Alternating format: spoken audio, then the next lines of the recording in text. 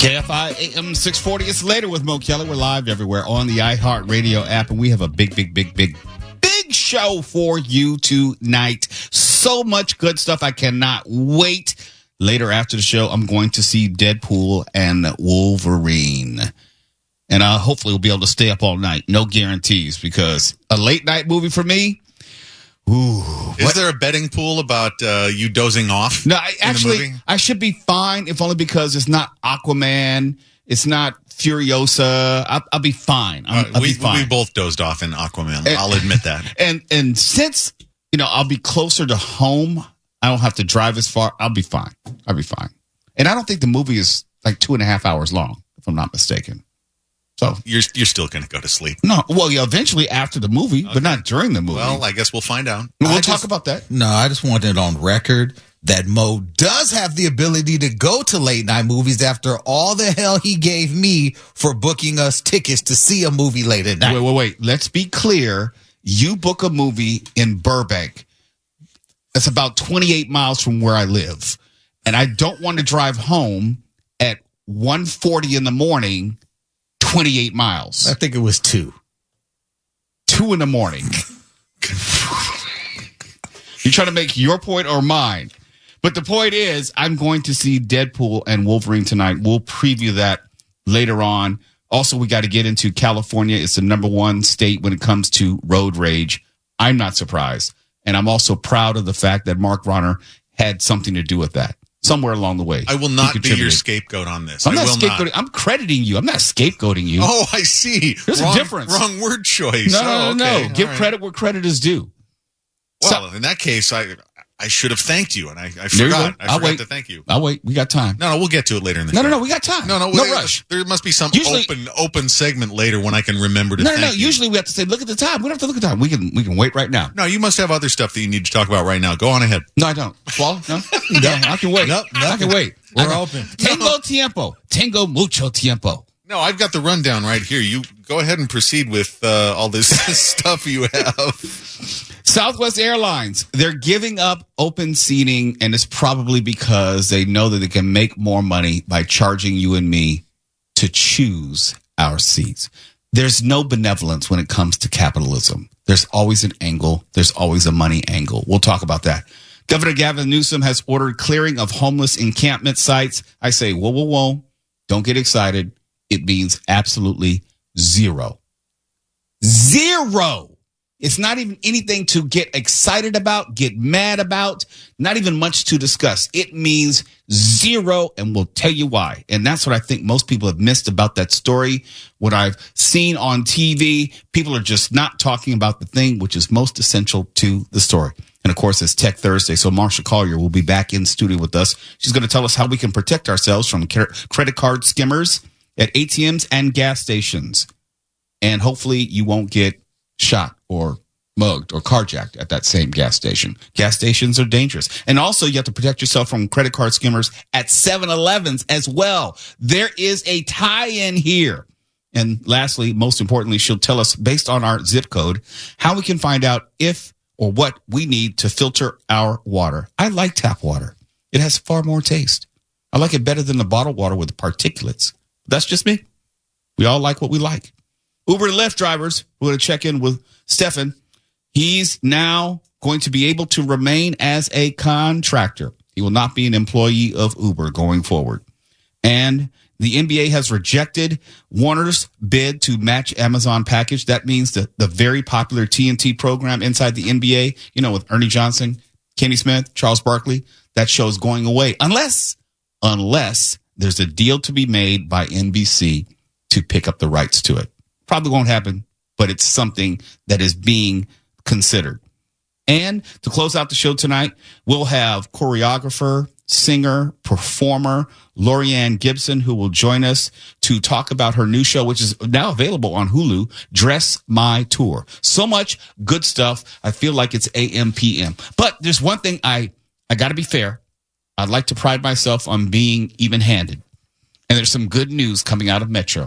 There's some really, really good news. We always talk about the stabbings. We always talk about the murder. We always talk about the homeless.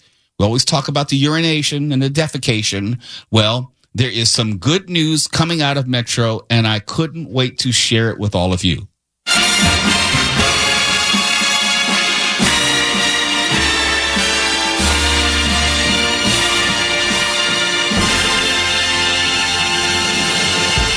LA Metro is going to expand their tap to exit program all across Metro. You're going to have to use your fare card to get out of a station. It won't have anything to do with the platform because there are no doors to go through. What they're going to do, if you've traveled internationally, you will know what this means. They are going to implement these fare gates, not a turnstile that you can hop over, but an actual gate.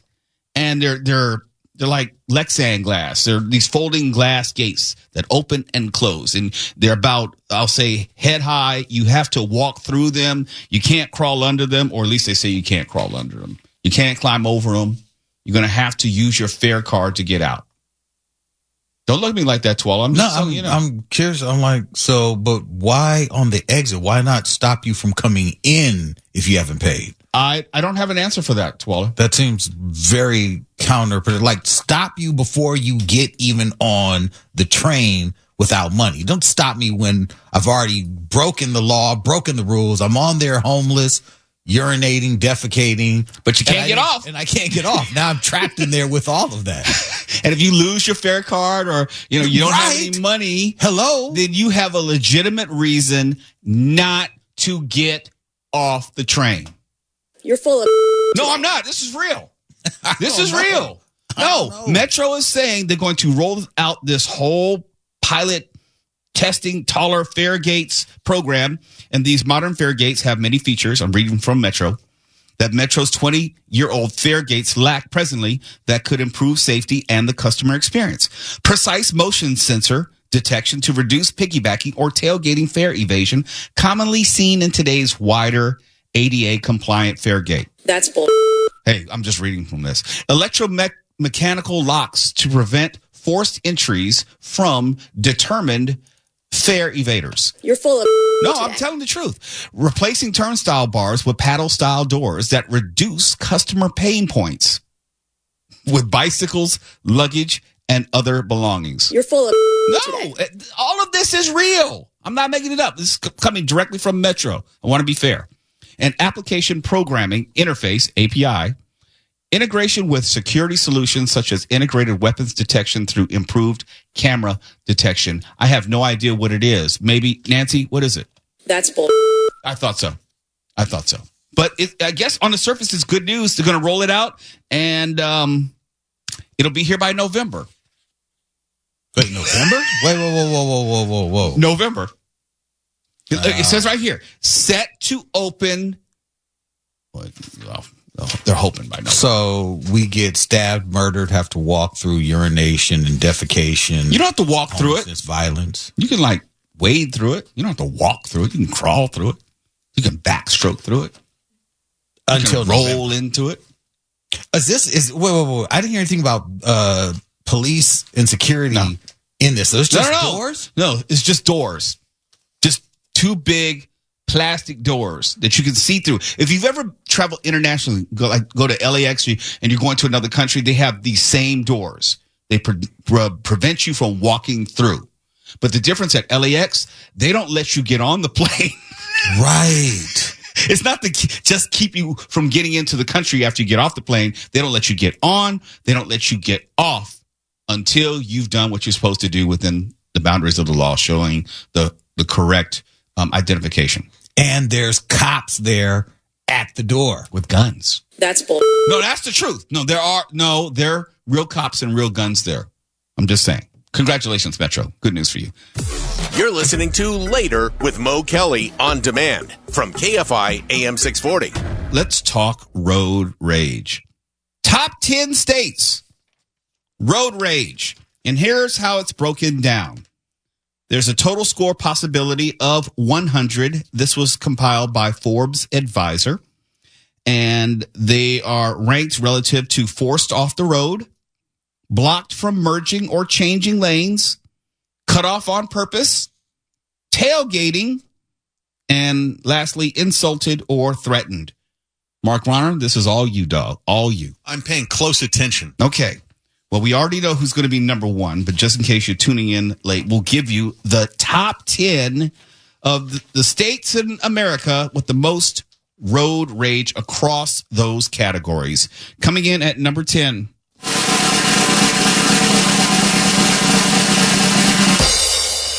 Maryland with a score of 77.24. 10.5% of drivers report being forced off the road. 39% have been blocked from merging or changing lanes. 45% cut off on purpose. 47% report tailgating or tailgated. And 27% insulted or threatened. Coming in at number 9.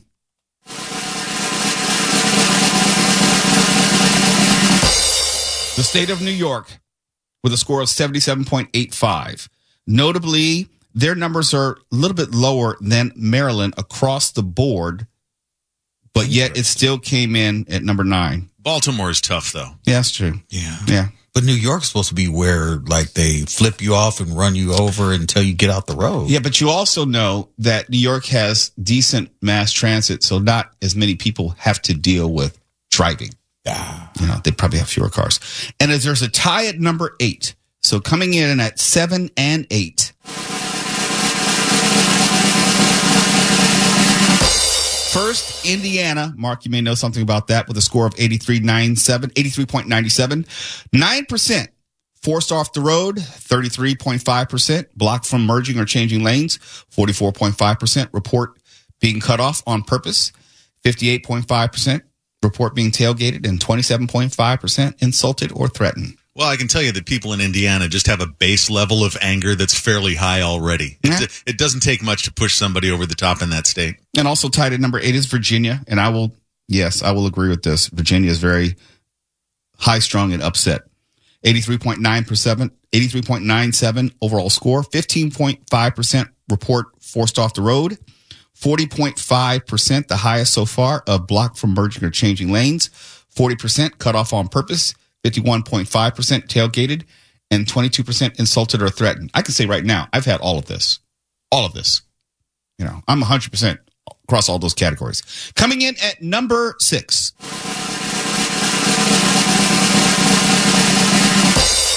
And America's top road rage states is Mississippi with a score of 85.2. 13.5% report being forced off the road. 35.5% blocked from merging or changing lanes. 43% report cut off on purpose. 43.5% tailgated, and 24% insulted or threatened. There's got to be some correlation with these just being terrible places to live overall. I mean, have you seen Indiana and Mississippi? I've never been to Mississippi. I have been to Indiana.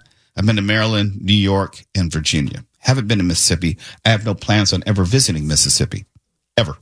There's nothing. There's nothing that I want to see there. Nothing. Absolutely nothing. Very bad. Number 5. I'm kind of surprised about this. I've been to this state, Colorado. I'm kind of surprised. Really? Yeah. 85.59. Only 7% report being forced off the road. 38.5% blocked from merging or changing lanes. But a high thus far of 46% being cut off on purpose. Very impolite. 56% report being tailgated, and 31.5% insulted or threatened. Yes, we're seeing an uptick. Coming in at number 4.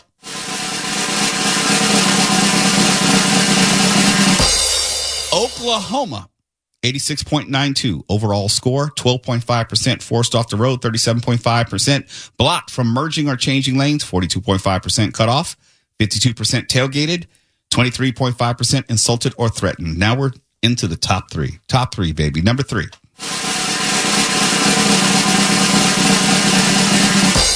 Utah. I thought everyone was nicer in Utah. I'm very surprised. Yeah, that is surprising. That's disappointing. Gosh. 88.48 overall score, 8.5%, relatively low, forced off the road. 42.5% blocked from merging or changing lanes. That's the high on the list, 42.5%. 49.5% high on the list, cut off on purpose. 64% high overall on the list on tailgated, and 31.5% insulted or threatened. I guess, they're just meaner in Utah. I don't know what they're mad about. They have a dark side. I guess so. Wow. Must be all those extra wives. Who said that?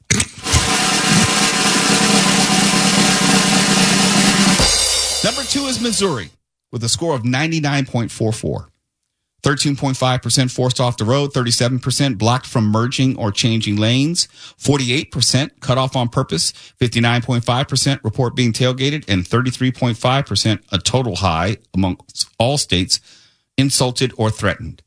And people in Missouri just figure if they've got to be so unhappy, you might as well be too. Here, take this. I know. Aren't you the show me state? Well, show us something. Yeah, I'll show you please. something. Okay, coming in number 1, buried the lead.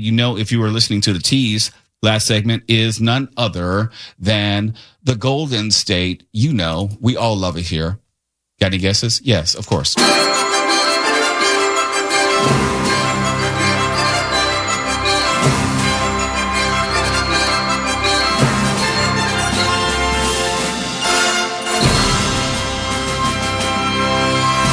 California, with a total score out of 100 of 100. How about that? Forced off the road, 11.5%. Blocked from merging or changing lanes, 35.5%. Rude.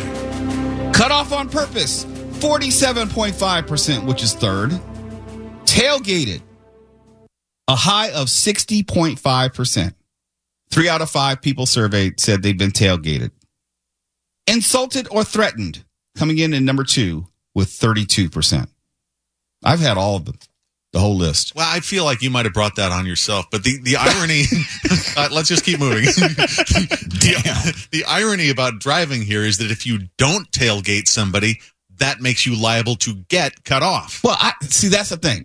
Are they saying tailgated because most of the traffic is only going 5 miles an hour, bumper to bumper, so you're a lot closer than you would normally be if there was normal traffic? I don't know, No. but you can't drive. You can't have that. You're supposed to have like 3 seconds distance in between cars. It's impossible. It's literally impossible. If you're not right up into some guy's tailpipe, then that gives somebody else license to zoom right in front of you. Yeah. And then you're back to tailgating. Yeah. No, but this is the process or what happens when I was consumed with road rage, if you cut me off, then I would follow you angrily and get right up on your bumper and threaten to hit your car and make sure You wouldn't do that. you're going to look in your rearview mirror. You wouldn't and do that. You're I'm terrifying. going to do a Mark Ronner. I'm going to give you No. an aggressive finger, but a finger pointed towards the side of the road. Like there's where you pull over and we get busy. But I don't do that anymore. I'm a changed man. I can tell. But given the right provocation. Hey, I'm trying, man. When we come back, Southwest Airlines has ended open seating, and I suspect it's a money grab. Let's see if I'm right. You're listening to Later with Mo Kelly on demand from KFI AM 640.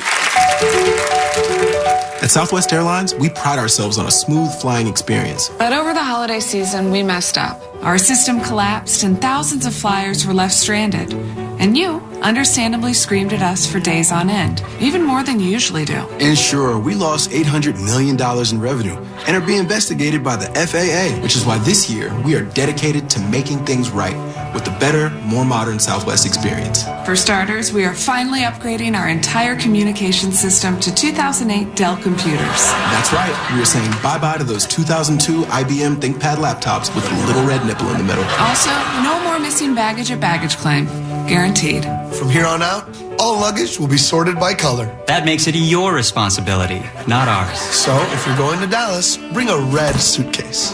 Don't show up with a blue bag. Blue bags go to Charlotte. And make sure to get to the airport early to enjoy our new Southwest Premier Lounge, located inside an active Starbucks. We just get there early and hold down 2 or 3 tables for y'all. Southwest is also modernizing our entire air traffic control network. No more pen and paper. Our air traffic specialists will now be using our old IBM ThinkPad laptops with the little red nipple in the middle. Now I get a proper flight schedule instead of finding out where I'm going 15 minutes before takeoff. We're also upgrading our in-flight staff strictly with people who used to work at Waffle House. So come at them if you want. But these big bitches don't play. Here at Southwest, mistakes were made. And that's on us. Mostly. Some of it's on you. Hey, man, let's keep it real. You bought the ticket. Again, you bought a Southwest ticket. You obviously don't respect yourself, so why should we? KFI AM 640. It's Later with Mo Kelly. We're live everywhere on the iHeartRadio app, and I think most people have a very complicated relationship with Southwest Airlines. If you fly, it's not your first choice if you're choosing Southwest.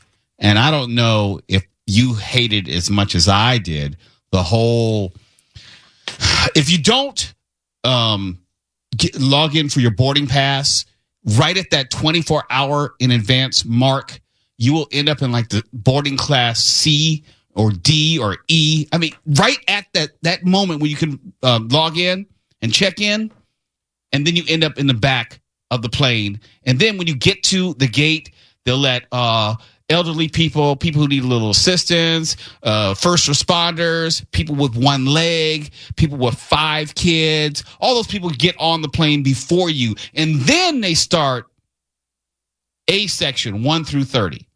It was ridiculous. And then you have people when they're getting in line, they don't understand how the numbers work. Okay, so is this 6 through 11 or 1 through 5? What does it say above you, idiot? They couldn't figure it out. It was always a problem. So Southwest either listened to all of us or it's a cash money grab. Let's listen to what is happening and why they're getting rid of the open seating. For the first time in its history, Southwest Airlines is doing away with open seating. So starting next year, travelers will get an assigned seat and the option to pay for premium seats. CBS News Texas reporter Lauren Crawford is joining us now from Love Field in Dallas. So Lauren, you know, we always talk about a divided country. This feels to me like my timeline is just filled with everyone in the country who's got an opinion about this. What are you hearing from customers? Hey, Vlad, you're exactly right. After talking to several very loyal Southwest travelers, there's definitely some mixed reaction there. Southwest Airlines is saying goodbye to its free-for-all policy and shifting to assigned seating for the first time, as you said, in history. And if you think about it, this is going to change the entire boarding process. This morning, the company said it will move forward with plans to end its hallmark open seating policy as it works to return profitability after a first quarter loss. Works to return profitability after a first quarter loss. They're going to charge you for choosing your seat, and they're going to charge you even more for a window seat, and even more to sit closer to the front. And they're going to charge you for going to the bathroom. They're going to charge you for Wi-Fi on the plane. They're going to charge you for those snacks that they give you, which is like pretzel sticks and roadkill. I don't know what's in that little bag. They got nuts and berries. Just trace amounts of snack food. It's not even enough to fill up a rodent. They call it trail mix, but it's actually the stuff from the trail. It's actually the stuff that was on the ground, and they put it in a bag and they vacuum seal it. They combed it out of some guy's treasure trail. But they want you to be happy that, hey, we're doing away with this really horrible process of a cattle call where we just line you up and you're having to bend over backwards to get a decent number in line. We're doing away with that, and we're going to charge you up the ass for you to get a bad seat at the back of the plane. But if you want a less bad seat in the middle of the plane, you got to pay the premium price. And if you want to, there's one time in my ignorance, and I say in my ignorance, I paid for first class on Southwest because the way it's laid out, this is a true story. The way it's laid out, you're supposed to get free Wi-Fi. You're supposed to get better drinks, better food. I got none of that. I didn't get the free Wi-Fi, and you're just sitting at the front of the plane. You don't even get the benefit of the wider seat. You don't get the benefit of that curtain, so you can at least, open up the curtain and look at the people in the back and say, ha, ha. You don't even get to do that. You're on the same plane, in the same cabin, fuselage. The seats aren't any different. The service isn't any different. The food isn't any different. Never again. I hate flying Southwest. You're still with the riffraff if you pay for first class on Southwest. Well, yeah, I learned that the hard way. I thought it was going to be like a real airline where they had like a difference in the seats and a difference in the service. and the difference in the food. If they were forced to name things accurately, Southwest would be called, well, you get what you pay for, airlines. Well, you know, if anything that was truly ValueJet, remember ValueJet? Yes. You know, if there's anything that was really bargain basement budget airlines like Spirit, it's Southwest. What Southwest did have going for it, it had a number of flights to certain places all day, every day. Like if you're going to Vegas, Southwest, that's it. Okay. If you're going to maybe San Francisco or Oakland, Southwest. You go to their cities, they have enough flights to accommodate you and your schedule. But outside of that, I hate Southwest. Now, I dealt with it because usually I am traveling, and when I do travel, I don't need to check my bags. So it's just me and a backpack, maybe a carry-on. I don't have to fight with anyone. It's not as much of an inconvenience as if I had like to check my bag, or if I really needed to get off the plane and you know, make a connection or something. But, you know, price-wise, yes, it's less expensive than other airlines. All that's going away because now you're going to have to choose your seats. And they're going to charge you like $30 for that. I just keep getting this image of the Flintstones plane where the cheap seats were kind of like out on the wing. We're not there, but close. Yeah. But close. It's Later with Mo Kelly, KFI AM 640 live everywhere on the iHeartRadio app. And when we come back, I'll tell you why this Gavin Newsom order, which is going to supposedly clear homeless encampment sites, means absolutely nothing. The devil is in the details, and if you weren't paying attention to the details or no basic civics, then you missed it. But we'll explain it next. You're listening to Later with Mo Kelly on demand from KFI AM 640. And there are plenty of things to fault Governor Gavin Newsom for. There are plenty of things to call him out on. There are plenty of things to really be critical of him of. But this next thing is not one of them. It's just being cast in a way which suggests that it's going to have more of an impact than it actually does. And if you don't know the news, Governor Gavin Newsom provided a gubernatorial order for state agencies to clear homeless camps and also encourages cities to do so. If you're not really paying close attention, if you're not really up on civics, you may think that this statewide order is going to have an outsized impact. It really isn't. Let's just listen to some news outlets, how they've characterized it. Yeah, it's been nearly a month since the Supreme Court ruling. The governor making a splash today with his executive order. Making a splash? Making a splash? See, right there, you think it's going to be bigger than it actually is. Let's keep listening. Supreme Court ruling. The governor making a splash today with his executive order to clear out homeless encampments. And there is no shortage of camps to clear. California has an estimated 180,000 homeless people, more than any other state in the country. Stop there. 180,000 homeless people, more than any state in the union. And you would think, given that introduction, that this executive order from Gavin Newsom is going to be applicable to the multitude of that 180,000 people. It's not. Got to pay close attention to the details. No shortage of camps to clear. California has an estimated 180,000 homeless people, more than any other state in the country. More than 75,000 of them are in L.A. County, 45,000 in the city of L.A. 75,000 in L.A. County, 40,000 in the city of L.A. And you would think if the governor's doing this, wow, it might be able to impact those 75,000 in L.A. County. Devil's in the details. Let's keep listening. The homeless population took off after a lower court ruled in 2018 that a city in Oregon could not remove camps from sidewalks unless there was a place for those people to be housed. Now, Newsom's order directs state agencies to move urgently to remove encampments on state property. There it is. State agencies to remove homeless people on state property.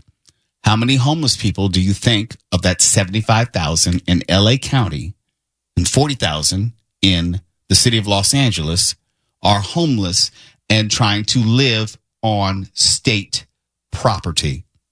Probably not a high percentage. Now, Newsom's order directs state agencies to move urgently to remove encampments on state property while supporting and assisting the individuals living in them. It also urges.